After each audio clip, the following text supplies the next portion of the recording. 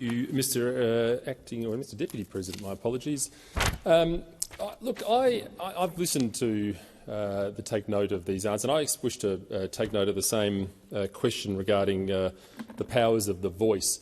There are some interesting things developing out of this. We've heard very early in the morning, Saturday morning, we heard those questions from Senator Cash to Senator Watt about the voice, and will the voice have the freedom to determine the issues upon which it makes representation. Senator Watt replied, yes, it will. And now we're confronted with Minister Burney in the House telling us something quite different when she said yesterday, I can tell you what the voice will not be giving advice on. It won't be giving advice on parking tickets. It won't be giving advice on changing Australia Day.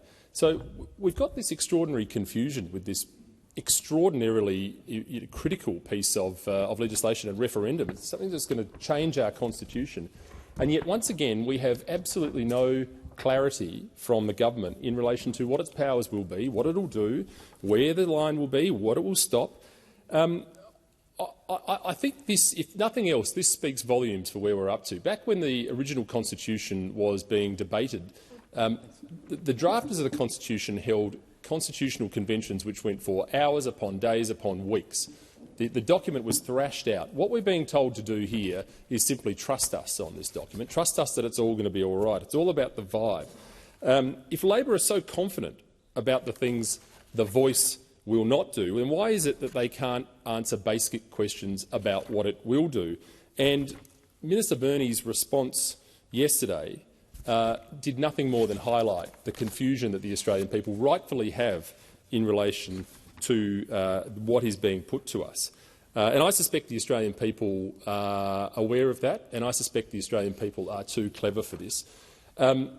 Senator O'Neill said earlier on there that she was alarmed by a culture of fear that had enveloped this side of the chamber. Well, I'll tell you what, I am very fearful about what this document is going to do. I am very fearful about what this referendum means for the future of Australia. And if you go back probably 18 months, I think, I was very quick out of the blocks in relation to this. I said very early from the beginning that I had, and I said it publicly, that I had no time for or support for anything which would divide Australians based on race. Divide Australians in any event, but divide Australians certainly on race. So I am absolutely fearful about where this will be. And I tell you what, the events of the last couple of days that have drawn to our attention this character, Thomas Mayo, it's interesting how many members of the government now say what Senator O'Neill said. I haven't met him. I think we're going to see increasingly large numbers of them coming out of the. Certainly, anyone's met him at the moment. Everyone seems to be, there seem to be photos of him everywhere, but no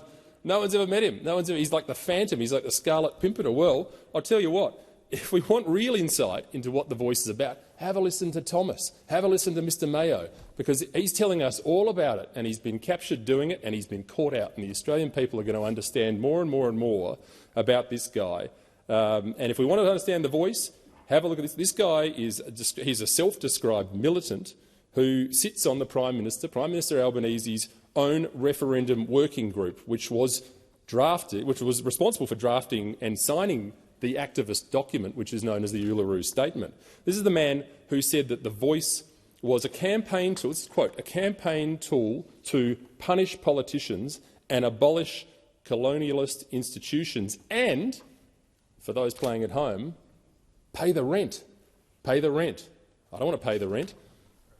Hardly a modest unifying proposition.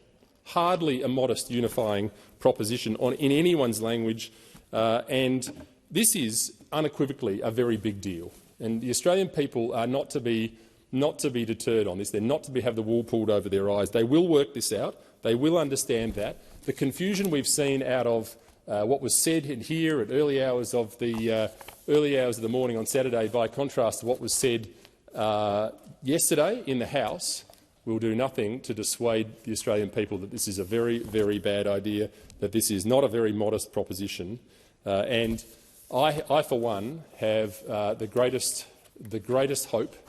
When I talk about a culture of fear, well, I've got hope as well, and I've got hope that Australians will work this out. They will understand that this is a precursor to further division in this country, and that we are all Australians, we are all united under the one flag, That includes Australia Day, by the way. That includes all of our Aboriginal Indigenous friends.